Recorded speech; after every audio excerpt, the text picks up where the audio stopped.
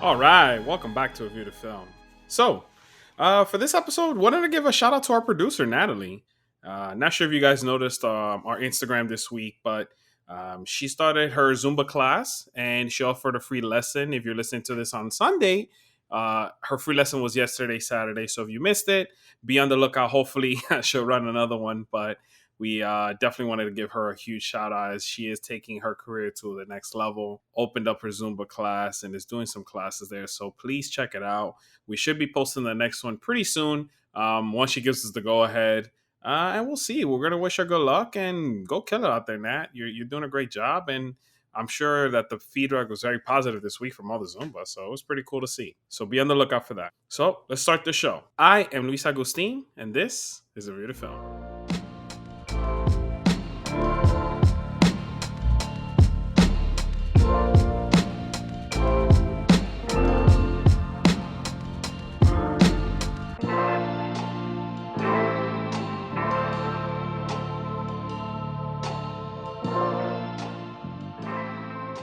All right, welcome back to A View to Film. So my next guest is from a podcast, Play the Tape. He's the co-host, baseball enthusiast, and his second time reoccurring guest. Please welcome Mr. Oscar Velazquez. Hello. Thank you so much for having me. It's an absolute pleasure to be a repeat guest in this great show. So I greatly appreciate it. Oh, no, I know you're definitely excited for this one, but I was going to tell you, don't forget, that's it. This means you won't be back for a while. We got to give some other people a little chance. You know Come on. Do we have to? we got to, bro. You know, the fans are like, yo, when I'm going to be on. You know what I'm saying? I hear you. Yeah, man. Fair enough. Now let's jump right into it, man. What movie we talking about today?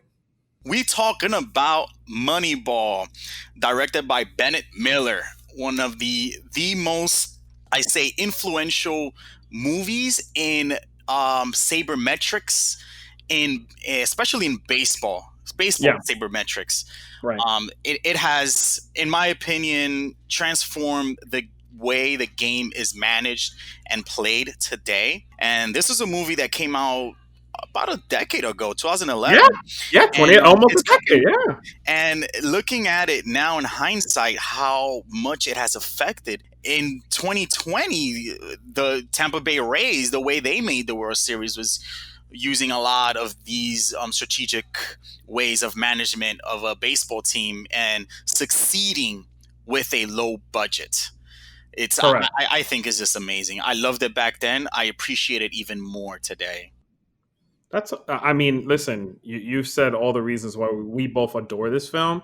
And I think it was, to my knowledge, now you can correct me if I'm wrong, you're more of a baseball nerd than I am, but I think it was like the 2007 Red Sox who started more implementing it as well, right? Like leading into it, even if they were a big market team, right? If I'm not mistaken. Yeah, because remember the Red Sox, they ended up hiring the guru of this sabermetrics stuff. I forgot his name, but Bill something. I'll get the name. Yeah. I know what you're talking about. Yeah, it's blank. I'm blanking on it too. I should have wrote it. I should know it's true. We failed. We should have wrote it down for the shout out. Yeah. But they've been implementing this, and people don't think about it, but Red Sox is a big Bill James, that's his name. Yes. So Bill James, he wrote several books regarding sabermetrics and the analytical part of baseball that most casual enthusiasts won't follow. But there's so much that goes into this, and the Red Sox did hire Bill James. I think it was the following year after that A's season, and but they ended up winning just a few years later. So so before we get into any of the nitty gritty, always want to issue a spoiler alert, heavy spoiler alert for people who haven't seen it.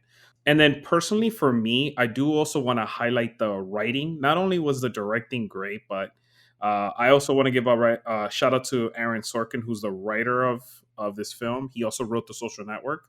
Not sure if you knew that. I'm not sure you've seen The Social Network, but he's such a great writer. I really enjoy the fact that he really captured all the great parts of the sabermetric Yeah, story that yeah, led up to this movie.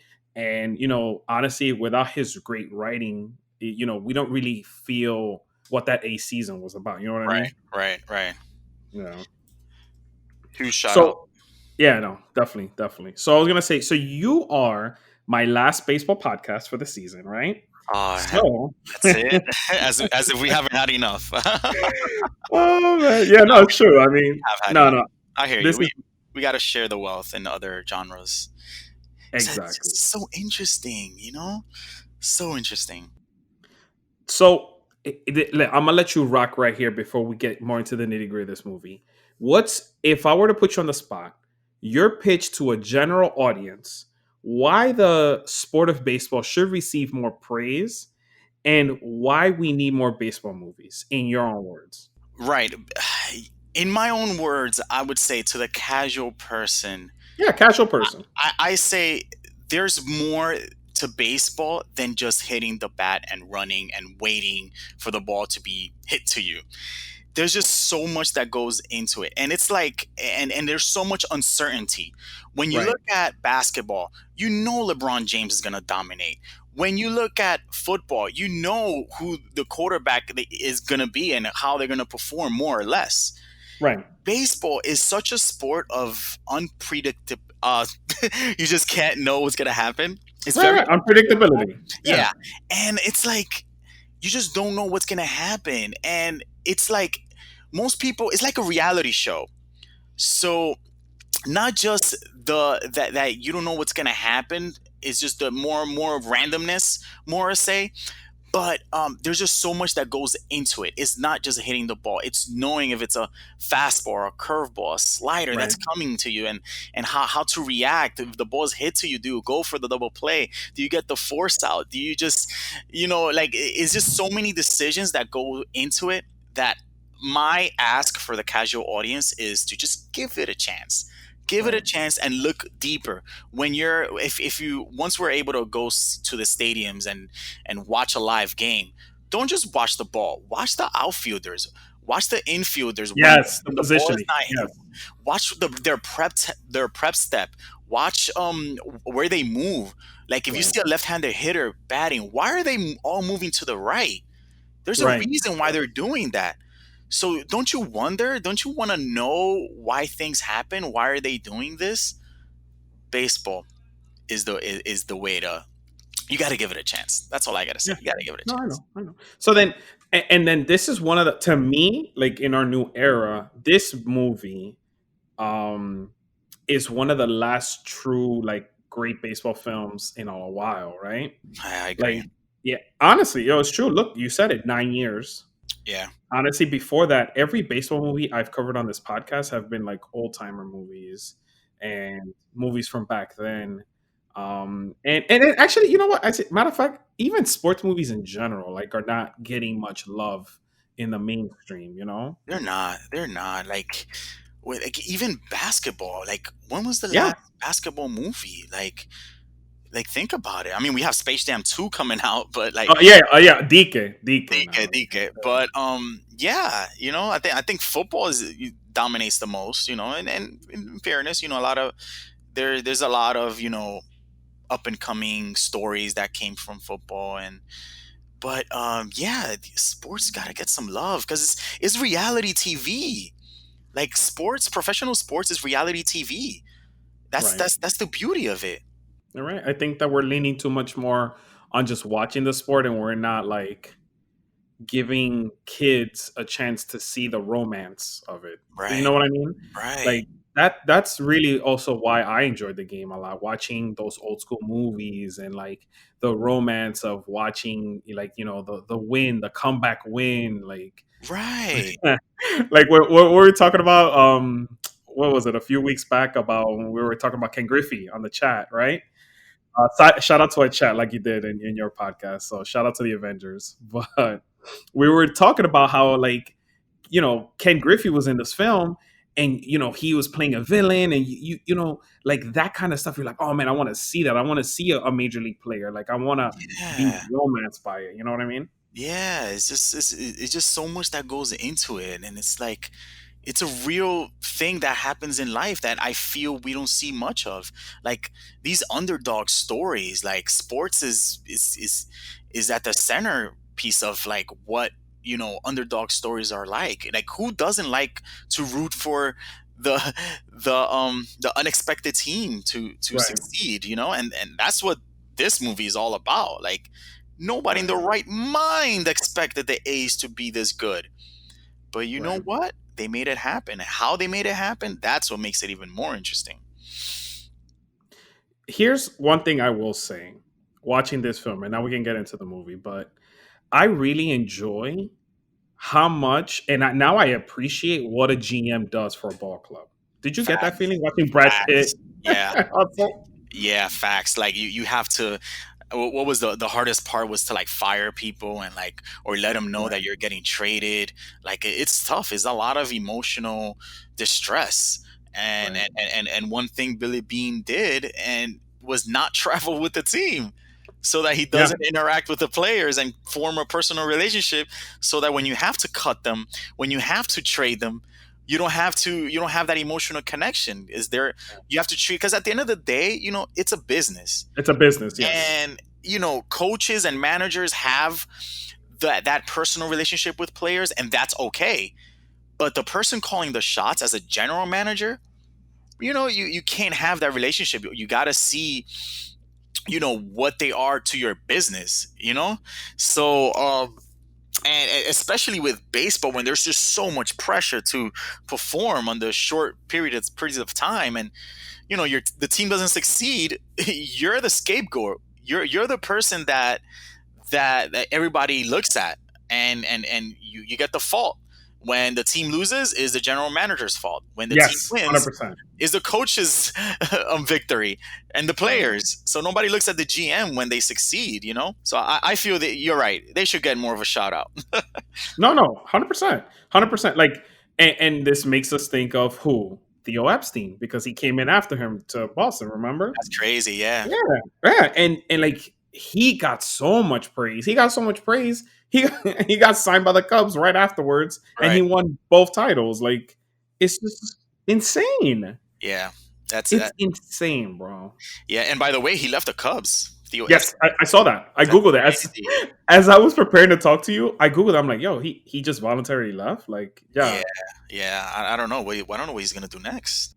bro, 40 something year old, two championship, throw three Three rings. championships. Yeah, he got two with Boston, one with the Cubs, and broke two curses. that's Yo, that's a resume and a half, and you're only 46. yo, shout outs to Theo Epstein, man. Yeah, man, That it's crazy. That's crazy. I, I know this might be sacrilege to say, but would you consider letting go of Cashman and having Epstein come to the Bro, Yanks? like why not? I mean, look, Cashman, just his name alone. I love his name, and it's so fit. Yeah, But man, any franchise should be drooling over this guy. I would. Oh my goodness. So we'll see Yo, what happens. if I'm San Diego, I'm like, yo, you want to come to the West Coast? Ooh, that'll be a Like, good fit. chacho. That would be a great fit. You ready to talk about some of our favorite quotes Let's from the do film? it. Let's Yes. do it, brother. Let's do it. Let's start with. You want to kick it off? I have two actually that I really liked, but I'll let you go first. Which one you like? Oh gosh, there was something that David Justice character said to him Oh, when they were talking in the bullpen in in the the hitting batting section. cage. Yes. Gosh, I don't recall, but it was something about like it was similar to what we were talking about. How you don't want to create a emotional connection so you can trade. Attachment. Yeah. Oh, why you don't travel with us is so that you can just trade us. So that hit me when he Yes. said that. Like that hit me. It's like, man, like it's true. Like as a player, you stop and think about it. Like it's nerve wracking to be working and not have your boss, you know, there with you and know whether or not you're doing a good or bad enough job. Like it's tough. Like I can imagine me working and not having my boss around, and all of a sudden you get traded, and it just makes those visits to the general manager's office that much more scary. So that just hit me. I don't remember the exact quote, but it was something along those lines. I'm gonna throw two at you. Do you have another one or no? Dale, no, go ahead. All right. So the one of the first ones I really loved was when he was talking to the scout, the old head. Remember that he was like, "Oh, I'm not gonna fire you," and then and then he's like, "All right, now I'm gonna fire you." Oh yeah, yeah, yeah. Oh, great! That was awesome. That was fantastic. I was That gonna was say, awesome. Yeah, because he was like, "I'm not gonna fire you," and then I forgot what he said. Something not. no, he cursed him out. He He cursed him cursed him out. out, yeah, Yeah. and then he said, "Well, now I'm gonna fire." That was funny. So during that scene, and this is kind of like the core part of the film, right? Me and you have grown up seeing coaches like your boy Joe Torre, going Right, by the gut, going by the feeling, and not really looking at the sabermetrics, right? right. So here you have a GM who literally his president is like, yeah, you ain't getting no more money. You're gonna lose your three highest paid players, and you still have to compete to the Yankees level, right? That Yeah, he literally was right there competing against the Yanks, right? yeah, And what I really love that I appreciate, and I'm sure all of our baseball heads can appreciate this, is when he told him he told that scout, "Yo, adapt or die, yeah. bro." That's He true. told him he Adapt was or like, "Bro, die. like you can be the greatest scout, and even you don't know who's gonna make it or who's gonna be big." You know? That's just so fitting in today's world, as like 2020, and like how businesses, they all have to adapt or die Yes, pretty much. So this is so fitting in 2020, when you have to be more, move your business more digital, have an online presence, and companies like Zoom are just thriving, and companies that don't adapt and get left behind, you die. So fitting. facts, facts. It's true. And what I like, I still don't get like why that's the thing is like why is it that yeah, and you've been a manager before, right? Yep. Why is it that you're trying to push your team forward, right? In general. And then that goes for all you're right, like in a business, in a baseball team. You're trying to move your team forward by implementing new strategies and new ideas. And then there's always people who just don't want to adapt or try to mold themselves and change to what you're pitching. Yeah. Why is that? Why do we have that, bro? I think, Lewis, I think it's human nature. It's just the fact that people are always hesitant to change, and Right. you're comfortable with the present and what you know, and people are just scared of the unknown, right? And they're hesitant to change. It's like me moving down here to Florida, and I don't know Right. anybody down here. Right. You gotta take that gamble, and I could have easily just stayed in New York and know what I know about New York, but I don't know anything down 100%. here. So 100%. it's like, it's human nature, like at work, if there's a new procedure, you're gonna be like, are you sure? You're gonna think about it, you're gonna guess it. But it's human nature. We just don't like change. And however, it is the manager's job, I feel, to prove to the players or whoever they're trying to convince that this is a change that's going to benefit us because of Right. blank. Long term. That's it. Yeah. And Long that term. and that's what you got to do. That's a job of a manager.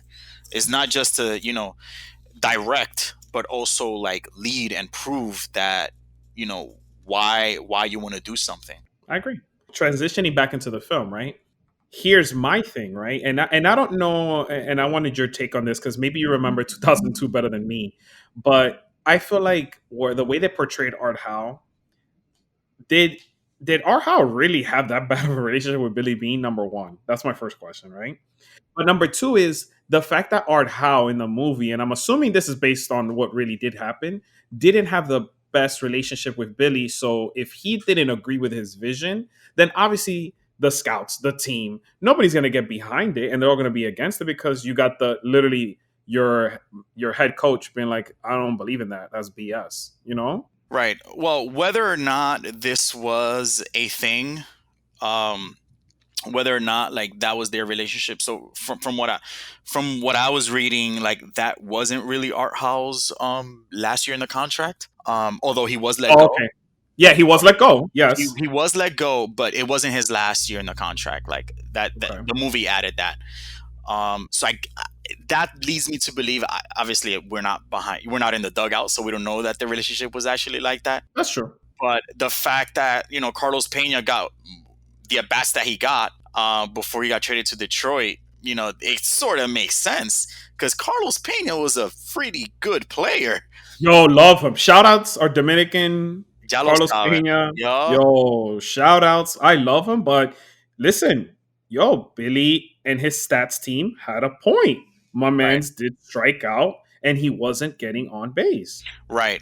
Which and I think Jonah Hill said, "Oh yeah, he's actually an all star this year." So like he like Carlos Pena was having a tremendous year. Great. Yeah. Like Yes. anybody's eyes, you have a star. But credit to Billy Bean to still despite having an all-star at first base, you Right. still stick to your plan. Like that takes huge you know what to stick Yeah, to yeah. your plan Yeah. despite all of that going on. And I don't know who the A's traded Carlos Pena for, but I hope it's a good deal. For the sake of the podcast, I actually pulled like their stats. So how was Carlos's Pena 2002 year? His numbers. He had bro, I don't even want to tell you. He had a No, don't tell me two that. 218 batting average with the A's that year. Okay. OBP was 305, slugging 419. Your favorite stat, OPS Yes. 724. Yeah, which you gotta Wow. tell Okay. the Okay. listeners what OPS is because I still get confused on that. So OPS is on base percentage plus Okay, slugging. okay, So got it. reason I love OPS is because it takes into account getting on base and how much you slug, meaning how many bases you advance when you hit the ball. So it's like total bases divided by at bats. So So that's a single statistic that pretty much encompasses what I would value in an offensive player. So let me tell you, in comparison, Hatterberg, which who they kept trying to push, Hmm. had a 280 batting average that year, 374 OBP, 433 slugging, and an 807 OPS. Right. There you go. Yep. That proves it right there. Yeah. So it's not just seeing a star like Carlos Pena right then and there, and and I guess Carlos Pena was young. I think that was his rookie No, year. no, yeah, So like he was like, yeah, he was very young. yeah, and Hatterberg, I don't know how old he was back then. Like I don't know anything about Hatterberg before the film. Uh, so again, credit to Billy Bean, but it worked for the strategy. That's what I'm trying to get at. Like that was the strategy that Billy Bean had, and he stuck to it Right. despite having to answer to your owner, and despite having a manager that just won't listen to you. How you go ahead and trade a guy so you don't start him? Oh, That yo, is that is see, gangsta. you see, and that's the stuff that you have to do as a GM because yeah, like it's your vision. The Right, president ain't gonna tell you what to do. right. Like this is your ball club, and you're trying to build for the future.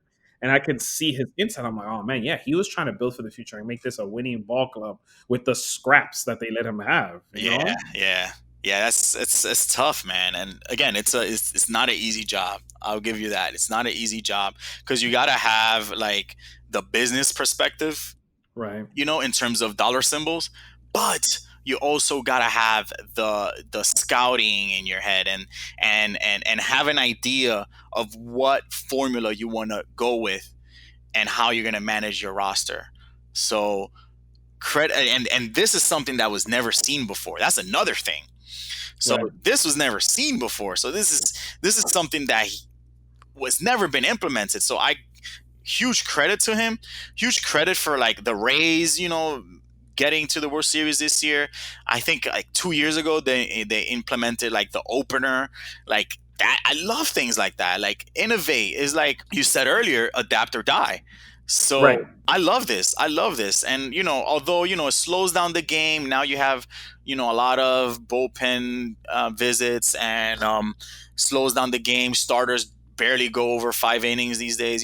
That part of it, I really don't like.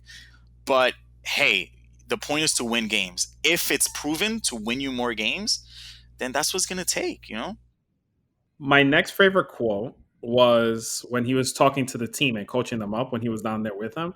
He tells them, when your enemy makes mistakes, don't interrupt them. That one. Mm. Yeah. Yes. Yes. Yes. Yes. Let your small ball club, or for any team for that matter, like watching basketball, we're watching the finals. Like Right. if you're doing turnovers or if they're making mistakes, or like I talk like every weekend about the New York Giants, right? Yes, Yeah. Sarah, Yeah. you know, Yeah. right? That's true. If we don't turn the ball over, we win the game. It's a proven fact. Right. And when a team is making mistakes, don't help them. Let them bury themselves. Like, And you can, and Lewis, you can apply this to anywhere in life, really. Like don't help them. Like anything that's against you, like just let them be. You know. what's your favorite scene in the film? Oh, without a doubt, it's very very similar to The Natural, and bro, that at bat at the end Yes. by Hatterberg, Yes. and I'm not even talking about the hit. Like I'm not even. It's the whole presentation before it. Like Art Howell turns around at Hatterberg and says, "Grab a bat, you're up," and and then and then he just couldn't believe it. So Chris Pratt, who I didn't know was Hatterberg, by the way, I know, right? isn't that crazy? He's like, wait, what, me? And like that whole getting there. But the moment that I like the most, so it's a view, I want to say it's behind home plate. And But the Hatterberg, side angle, yes, right? On the and you're bottom like, left. and it's like Yes. panning. It's like slowly, like Yes. the camera's like on a dolly or something, Yes. and he's like walking to the plate. Like that right there is like that is awesome. You can see the crowd, full capacity, and something about the lighting on the field, because it wasn't. It's like a night game, so you can see like the fluorescent light casting shadows in like from Hatterberg and like the umpire and the catcher right home plate. So it looks very clean and it looks modern. Like I love that scene. And look, I'm not even talking about the actual hit. That's okay. Yeah. It's just the whole leading up to it. And I felt that. I felt that. Yeah, they built the tension very well. I distinctly remember that season. And obviously back then, 2002, we had crazy ESPN alerts like da da da da da da, like the A's, the A's win again. They're doing 15 in a row, 16 in a row. Yo, I will never forget that crazy run. What I wanted to highlight, which something that I would change in the film, but maybe because they didn't have somebody who really could portray him, was Miguel Tejada, bro. Yeah, Oh, that's the only thing I would change in this movie, yeah. was that they didn't highlight our brethren, Miguel Tejada. Shout outs to you. But I from my childhood, every time I felt like I turned on ESPN, I felt like I saw Miguel Tejada with a game winning hit. Do you remember that? Yeah. And didn't he win MVP that year? Yeah, and that's what led to our favorite baseball game What? and The, MVP baseball. MVP, yeah, MVP baseball 2003. Yeah, You had exactly. yeah, man, you're right. Like Yeah, Miguel Tejada was like he's the star of that team, and he had no action. I think he had one scene where you know who played Miguel Tejada actually in the movie? no, I actually never looked it up because I didn't So even know he was in it. so They barely showed this guy. you didn't pick this up. All right, so I picked this Tell up. me. So he had one scene. I don't know if he was turning a double play or something like that they showed him, and it looked nothing like Miguel Tejada. So I'm like, wait, what? Who is this guy? And then he looked familiar. He actually is a major league ball player, and he played for the Texas Rangers for a lot of years. I think he played for he had a long career. He played for 15 years, but he wasn't very good. I don't know if you remember him. His name was Royce Clayton. Yes, yeah, of course I remember Royce Clayton. He was more like a defensive guy, so he wasn't that known. Like he wasn't really great at anything, but he was solid. He played Miguel Tejada, bro. What? Yeah, look at the cast. He must be uncredited. Probably not. He's probably not credited because Yeah. he had a really small like role. Like it was a really really small role. Bro, I'm literally there's a guy who played Jermaine Dye. His name is Gary. Bro, literally, like I'm scrolling the whole thing. Hold on. Do a search, do a control F or something. No, this is nuts. Uncredited, uncredited, uncredited. Bro, this is insane. There are a lot of uncredited people. Let's bring it back. Let's bring it back. I was gonna tell you. Um, so my favorite scene is when Billy calls out the whole team and smashes the bat and throws the Gatorade Mm, cooler. Freaking love, like, I love to it. me, you know it, man. You know how me and you are, like, and I'm sure you could attest to this as a manager and a player. Like, he literally was calling them out, like, "Yo, is this fun?" And they're all Yeah, like, "Why are you having fun and we're losing?" And he right. even and even to piggyback off that, he tells them, I think he told them like later in the movie, like, "I hate losing more than I love winning." That's a great quote, Lewis. Bro, and Yes. I'm like, yo, that's how me and Oscar feel. But legit, You could write that in my tombstone. That that 100%. that is a direct quote. Yup. I love that. I love that. It's true. It's true. I I just can't believe as a professional, right? It doesn't matter what team you're on, right? I find it so hard to believe that you would take losing so chill. I know. For real. I know. To me, like, Especially like this is your livelihood. Like, yeah, you have guaranteed contracts and everything, but from there depends, not just your legacy, but like your next contract. I right. was part of this team that was really, really good, and like you gotta take this serious. It's your job too. You know what I'm Yeah. saying? And from what the movie portrays, Jeremy Giambi, like he was a party guy, and Right. and he was the one I that. I think he was the party guy. I think that was like the thing Yeah, of him. that's a real thing. I Yeah. didn't know that, but yeah, like he was the one that got caught dancing. So it's like you have, and just like in any team, like we've been part of teams, like you have one bad apple, like it's gonna pass on to the rest. So um that's huge, and he traded him, right? Yeah, He yeah, ended he up trading traded him. There you go. There you go. So that shows. I'm gonna say this, right, and don't get us wrong, right, because I think I can speak on your behalf about this, right, and how we feel. Don't get us wrong. There's nothing wrong with keeping the team loose, right, because it is a long season. But to be like legit, outright, like going crazy and having like a party, it's like to me, I'm just like, bro, like I just want to like throw my glove. Like, what are you doing, man? Right. When you lose, Lewis, when I you know. lose, I mean, it's bad enough. Like, even if you win, you don't do that. Because then you look like idiots that never won before. But, like, for you to lose and, like, party like that, like, come on, bro. And you're a I'm telling you. professional. Yeah. I'm telling you, bro. Well, that to me, I know that the Hatterberg scene, the game winner, was phenomenal. That you're right. Like I can't compete with that scene. But to me, this scene when Billy calls him out is like the second best, like very close because it's what we're about as a sport. What you want to see in a sports movie? You know what I mean? Right. Yep. That's true. Oh, I have a quote. Oh, please, So, when Billy Bean, I think he's talking to Cleveland, trying to get Ricardo Rincon. Shapiro, Mark talking to Yeah, Mark. Mark Shapiro, and then he finally got the deal, and he was talking to him, and then Mark Shapiro was like, "Oh, yeah," and also, boom, he hung up, and then Jonah Hill was like, "Wait, why you hung up?" And Brad Pitt said, "Oh, when you get the deal you want, you hang up." I love it because he was like, "Wait, and something else," but no, that's it. You already agreed.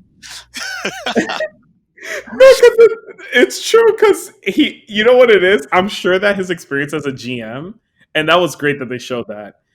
He's probably had deals written or like said, and then all of a sudden they're like, "Oh, you know what? As a matter of fact, let's not do it." Like, no, yeah, you agreed. Okay, bye. That's it. Bye. I got Yeah, what I want. That's it. I I mean, love that. it makes sense. It makes sense. Yeah. But yeah, I a few things I like about this movie. First is like they got the license to use the name of the players. Yeah, So I love that. I love it whenever you have real players, like not real, not themselves, but like at least the names, the uniforms, the stadium. Like I love that. I love I that. agree. And we've spoken about this before in the Avengers chat and in person, Yeah. is having actors that can actually play. Yes. 100%. With the exception of maybe young Brad Pitt Yeah, playing yeah. Billy Bean, and trying to. I think he was with the Mets or in high school, and he was taking BP. It's like, your swing could take you could use a little work. But the rest of the guys, like, Yeah. they were on point, Lewis. Who Chris, was who was the actor that played David Justice? His swing was yeah. phenomenal. I'm like, So yo, that was I'm glad you mentioned that. So Stephen Bishop, who's the guy that played David Justice, he actually played professional too. oh, of course, So bro. he didn't go very far, but yeah, he was professional. Not just he had a good swing, Lewis, but remember that scene I was telling you about in the batting cage? Hmm. He looked like David Justice. Yes, he His did. his swing igualito a David Yes, Justice. So 100%. it's not that you got a guy that looks like David Justice, He and swung like him. Yes, he 100%. swung like David Justice, lefty and everything consistently. I think he hit like 5 balls. I was like, yo, this guy got a good swing, man. Yak. That's all you heard was yak. Yeah. Yep. Yeah. So huge credit. And yeah, the rest of the actors slash athletes, I think they did a good job. 100%. I love that. I love that in movies. I really dislike when, you have a fake home run that it's pretty obvious that, they 100%. didn't have that swing. So I appreciate that. So Mr. Miller, great job. 110%. Bro, 100%. I'm not sure if you've rewatched 42 recently. I have not. Why? Bro, rewatch it. They do the same thing. The way they throw the ball. I promise you, the next time you watch 42, call me. We'll talk on the side. But I told this to Oliver. I was telling him, like, yo, bro, watch 42 right now. You're going to appreciate the way the director filmed the actual throws, the fielding. Yeah. Like, you could see them throw it, like, legit. Like, it looks real. Like, everything looked fantastic. I No love CGI. Like, it looked great. I would appreciate that so much. Oh my I'm god. telling you. I promise you, bro. Check out 42 and look out for that podcast coming soon. So as we're wrapping up, I want to let you rock again, and I'm going to put you on the spot right here. Go for it. In your opinion, has advanced metrics made this game better or worse? In your opinion? I say better. And I say this as a very advanced fan. Like, I appreciate it. I love numbers. So numbers is one of the main reasons why I love baseball. I love numbers. I love playing. I'm the type of guy that I would simulate seasons and just look at the numbers and see. Yes, yeah, you've done that. You've done Yeah, that. does Trout end up with 755 home runs? Like things like that. So I love numbers. I love the fact that in baseball you could have, all 9 guys hit 40 home runs, where in basketball you cannot have all 5 guys score 30 points per game because you share the ball. That's true. Yeah, that's true. Same thing with in football, wide receivers, running backs, like you share the ball. So in baseball, it's all numbers and you can quantify it no matter where you are, what team you play for, what system you're in. Like you can't quantify. You could quantify it. In terms of like the metrics, I'm all in for whatever legally gives you an advantage to win. Mm-hmm. Right? So that's the whole point of innovating. And like you said, I'm going to say it again, adapt or die. Times will always change. And games change. So like, for example, basketball's changed. Yeah, not just changed. just baseball, but like, baseball, they've lowered the mound to give more of advances to the batter. A pitching clock. Yeah, I have a pitching clock, things like that. In basketball, they moved back the 3-point line back in 2000, and you adapt and you evolve. Like the game evolves, it's ever evolving, and it's always going to change. And in football, you have more gunslingers now, so it's like it's all part of adapting to modern times. And if you have metrics that can help you with those things, I love it because it gives me as an advanced fan more more things to look at and more things to study and pay attention to. In my opinion, it just makes it more interesting. I was gonna say, and I want to give a shout out to you. Whenever you've managed your teams, and I know you're retired from managing, but the fans don't know this, but when you manage your teams, you kept our stats Yep. to show the team because there would be players who would feel a certain way and think that they're doing better than what they're not. And you showed them simply, hey, here are the stats. Here's what you've been doing. Exactly. And Yeah. I loved it. I loved you for that, man. Seriously. Yeah, and it's just like I've been part of so many teams, and you have, in teams you're gonna have all type of characters. You're gonna have the guy that hits one home run every 50 at bats, and then he lets the whole world know. Right. So that subconsciously gives people the impression that, oh, este tigre un animal, this guy is really good, or a guy that gets a base hit and is really flamboyant about things to get noticed. While there's a quiet guy that's being consistent year after year, at bat after at bat, that may not get the publicity that the other loudmouth may have. But you know what? At the end of the day, if the numbers are there, that's what talks, bro. That's Yeah. what talks. Oh, Oscar, why am I hitting eighth? Because you have 2 hits in your last 15 at bats. Maybe. Oh yeah, I didn't realize that. And nobody else will probably know that, but the book won't ever lie. And I love it. Again, numbers don't lie. I love numbers, and that's why I appreciate these advanced metrics that we're seeing today. And quite frankly, I'm excited to see where this is going to go, let's say 10, 20, 30 years from now. So it's only going to evolve more, as we have statcast and heat maps of where you hit the ball. And That's right. I love that, man. Like, again, as long as all is all legal, if you do this legal and you're looking at past data to predict future results, that's what you're supposed to do. That's what you do as a business, quite frankly. Like that's what you do as a person, So you can apply that anywhere in life, and as long as it benefits you in a non-cheating way, I'm all for it. Are you ready for the last hard question of the podcast? Oh, I'm nervous. I'm Nah, don't nervous. be that nervous. But I want you to get on record on this one. All So, right, go ahead. as you know, we had a World Series, right?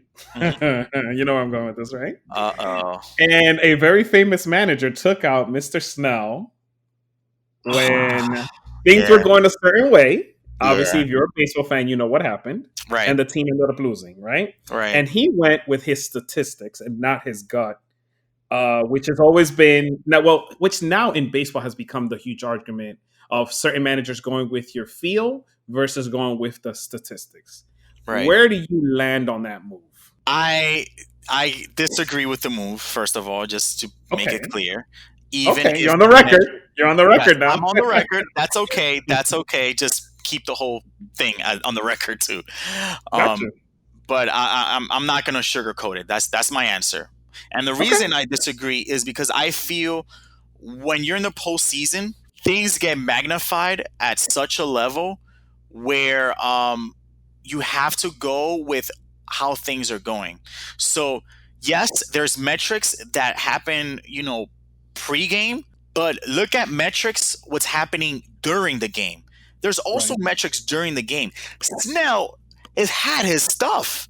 If you have your stuff working, that's the metric you should look at. I Right. because I'm the Right. type of guy that, yes, I love metric. I love, and like probability, right? So numbers said that odds are this will be more successful. That's what sabermetrics is, and that's okay. But I feel that in the moment, there's other intangibles that you can't really quantify, like how good his stuff is during the day. Now, if you have metrics going, Lewis, like mid game, and that tells you to take Snell out the game, then okay, I'm with it. Pero that game, he was dominating, bro. He was throwing gas. He was locating his pitches, and his pitch count. 70 something pitches. Yeah. Yeah, his pitch count was in the 70s. It's like, come on, bro. Yeah. like you gotta have a balance, right? You gotta have a balance, and that goes, like I say, sabermetrics can give you a game plan to go into the game, but you got to pay close attention what's happening during the game. Like I mentioned Right. body language off ball earlier. Those are things that you got to look at as a manager. So let's say, heck, you have Barry Bonds hitting third and he's 0 for 2, and then you see him like dizzy, you see him like off, like he's swinging at pitches he doesn't normally swing at. It's like, you know what I'm saying? Like, this is not the right Barry Bonds. Right. On the other side, when you have a guy dealing and overperforming, you can't take him out. You can't take out the hot hand, especially when things are magnified at that extent. You know what I'm saying? So, like, in the postseason, things are magnified, and I wouldn't say you throw sabermetrics and analytics out the window, but I would consider what's happening in the moment at the naked eye, the intangibles that you can't just calculate right then and there, and even a regular season game, Lewis. So, like, let's say, Yeah, that's you, true. you have a left-handed hitter that does really really well, and all the numbers are pointing in that direction, but that day the wind is blowing from right field to home plate. Dime. We're getting into the granular now. You know what I Right. mean? It's So that's what I'm yeah. saying. Is little things like that, like, and there's other little metrics. Like, who was it? So Day night the splits. yeah, Well, day night is another one. I think, who yeah, is it? There's home yeah, away. home Yeah. away. It's like little things like that. Like, cloudy, raining, Yeah, cloudy. Yeah, indoor yeah. versus outdoor, turf versus grass. It's like, Temperature too. Yeah. yeah, it's like, I hate playing in the cold, by the way. If I, oh my god. Yeah, But man. yeah, it's like little things like that. So to put it into, simplified for you, I disagree with the move, and I say don't completely throw out analytics, but also use your naked eye to make Yeah, judgments. I agree. My only thing that I want to piggyback off what you're saying is I've always been, and watching this movie, just to go ahead and sum it up, I've always been a big fan of team chemistry. If we, regardless of whether you have the Right. analytics, the players, the talent, if there's no team chemistry, then we might as well not even play. Right. Like the team has to get along. I've always been a big believer in that because the team chemistry, people push you to reach certain heights during the game or like throughout the season, which without you even noticing it, you perform better when you Right. like who you're playing with and for. But when you don't like who you're playing with and for, you always just give just enough.